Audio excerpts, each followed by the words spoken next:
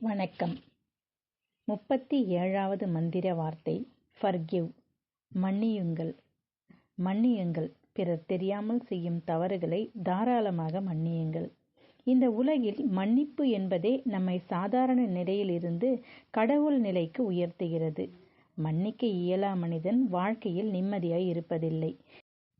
பிறரின் குற்றங்களை, குறைகளை பெருந்தன்மையுடன் எப்போது மன்னிக்க கற்றுக்கொள்கிறோமோ அப்போதுதான் வாழ கற்றுக்கொண்டிருக்கிறோம் என்று அர்த்தம். 7 முறை அல்ல, 77 முறை மன்னியுங்கள் என்பது இயேசு கிறிஸ்துவின் வாக்கு.